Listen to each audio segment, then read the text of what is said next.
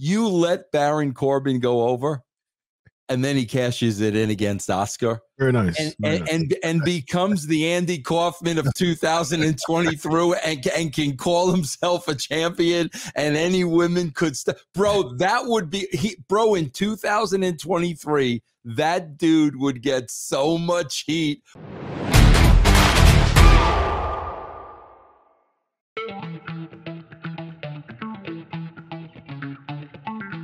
So your pick is LA Knight. Yeah. Oof. Okay, so do you think that LA Knights, so theoretically, before they start doing this trash last year of cashing in on a mid-card championship, which is absolutely horrible, the point of the matter was to cash in on a world championship. So, and you have a full calendar year.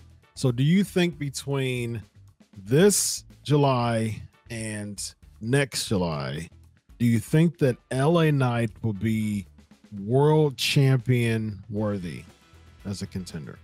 You think he'll be up there yet?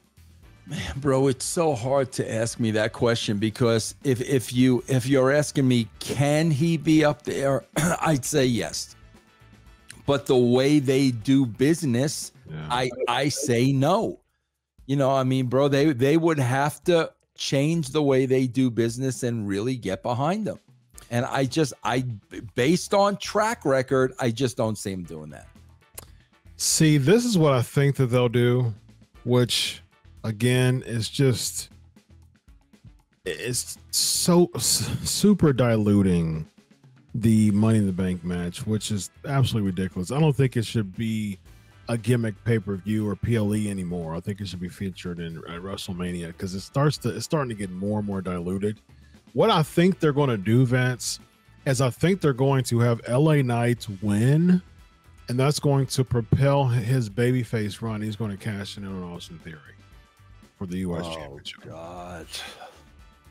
I think that's what they're going to do.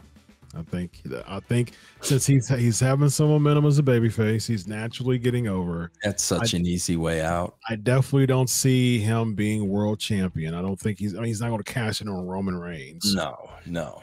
So then you have the second tier championship who will cash it in on. I definitely don't see him cashing in on Seth Rollins either. No. World championship. So then it's either Gunther or Austin Theory. You could do Gunther because it would help him as a babyface, because Gunther is the most, other than Roman Reigns, he's the most dominant champion that we have.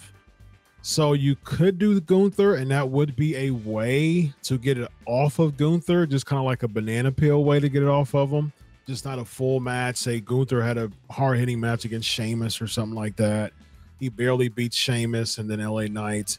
Well, Sheamus is on SmackDown. It has to be someone on Raw. So whoever's Ricochet or Braun's injured. Who else is there to go against Gunther? That's sad. But probably like say Kevin Owens or something like that. He has another hard-hitting match against Kevin Owens. And so what could happen then is that you can have LA Knight come out and cash it in against Gunther. And I think that I would actually prefer that Gunther loses the title that way, because that would protect him. And I think that he should be pegged to be the next world champion. I think he should feud against Seth Rollins. Is Austin Theory any more over on SmackDown? Absolutely not. Not at all. Same thing. Who do they have him feuding with? He was feuding with Sheamus for a little bit, but it wasn't really a major feud. He's kind of still feuding with Sheamus, but nothing's really coming out of it. Yeah. They need new blood in there, bro. Yeah. So LA Knight wins. Does he cash it in? Who does he cash it into in your opinion? They're gonna do. You're right. They're gonna do Austin Theory, bro. That is the easiest way out. Yeah. There's no way no one in that office could tell me Austin Theory's getting over. I don't care if it's, somebody, he's the prize pupil. I don't care. There's nobody who can look you in the eye with a straight face and say that. So that definitely is the easiest change. Yeah, I think that's my call, man. I think, like I said, I think you could do Gunther. I think that would be a better choice, actually. I think the best choice would be a winner cashing in for the world championship. Yeah. But since you are most likely going to do it for mid-card championship, I think beating Gunther should be the best bet to get him to get that title off of him and to propel him to that world heavyweight championship status. Because I'm totally fine with Seth and Gunther for the world championship. Bro, see, somewhere along the line, wrestling became way too serious. See, bro, to me, like, what would be interesting and entertaining is, bro, you let Baron Corbin go over, and then he cashes it in against Asuka. Very nice. And becomes the Andy Kaufman of 2020 through and can call himself a champion, and any women could bro, that would be bro, in 2023, that dude would get so much heat. But you know what it is, bro? Even something like that, this is a make-believe world. Yeah. They would be afraid to do something like that because they're going to have, people threaten to cancel them and whatnot. Sure. Give me a break, bro. Can you imagine how entertaining that would be if Corbin did that? Wasn't Ferrara the women's champion before? Yes, he did. Yes. And Alundra Blaze is Medusa was the cruiserweight one. Yeah, and she's still upset with me. Oh, Medusa's upset that oh my God, she hated that. Yeah. Man, what was the rhyme and reason behind Ferrara being the women's champion, man? He did something with the barbecue sauce. He did something with JR's barbecue sauce to beat her, bro. Just to be entertaining, man. There's no entertainment anymore, man. There's not. If you're not a fan of the wrestling matches, there's no reason to watch any of these shows, man. Yeah, you know what? I think Oklahoma was very controversial, and especially winning the women's championship.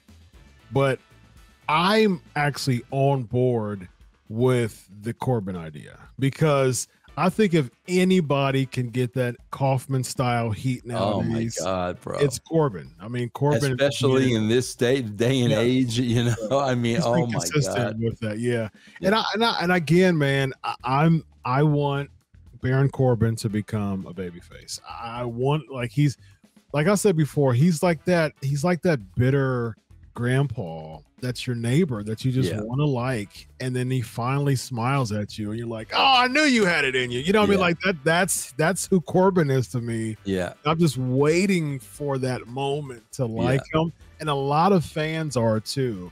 And so, but I think, a lot of wrestlers say the bigger of a heel you are in getting heat, the more the pendulum swings to you being a top babyface. Yeah. And so I think if Corbin gets even more heat, he's one of the most consistent heels in pro wrestling, period, man. Yeah. And if he gets that heat and does something like that, I think that would be hilarious. And then it would give an opportunity for a female to get her come up and get even more over. You know what I mean? I think that's where you throw in Bianca Belair back in there and talk about she was fading out as far as being a heel. But she was fading out as far as being a baby face, and people were starting to kind of get bored with her shtick because there wasn't any type of storyline that was really riveting enough for people to lock into. Bianca Belair and Baron Corbin. Bro, I would go one step further. See, bro, bro, I broke this down the other day.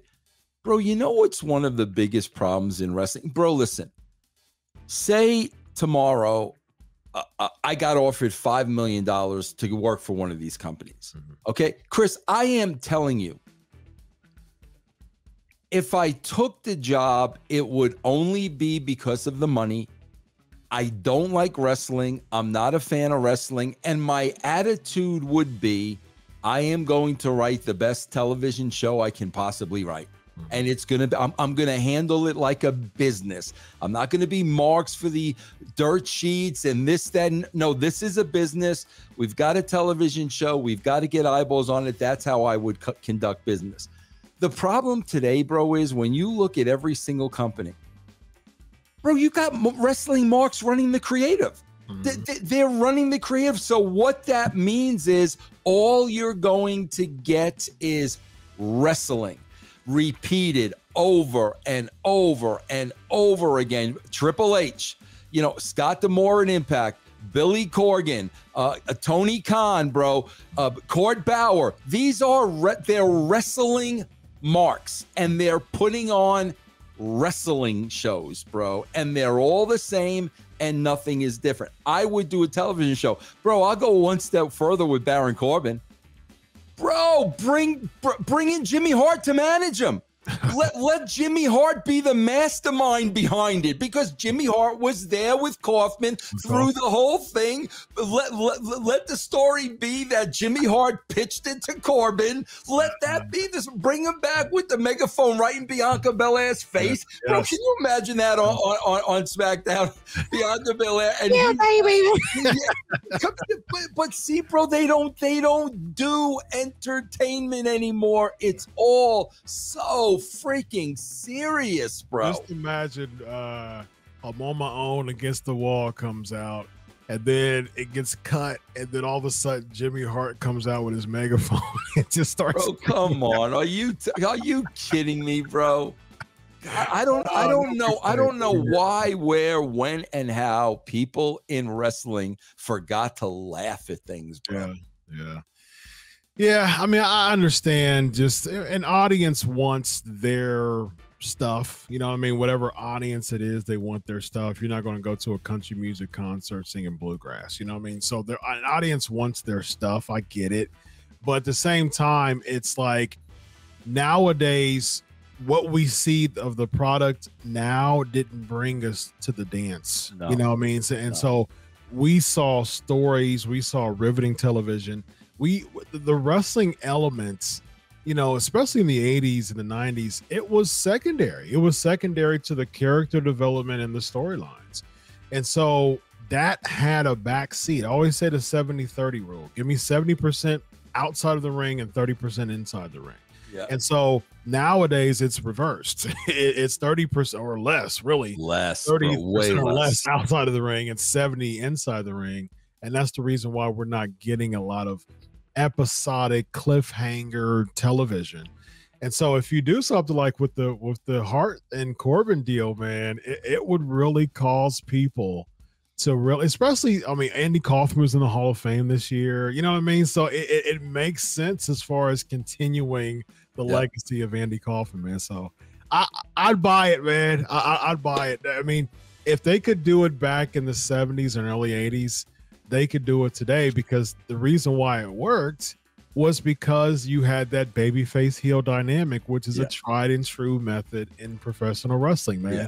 Kaufman had so much heat, and at the end of the day, it made Jerry Lawler look like the hero. Oh, of course. Yeah. You know what I mean? And so that's what you do, man. Yeah.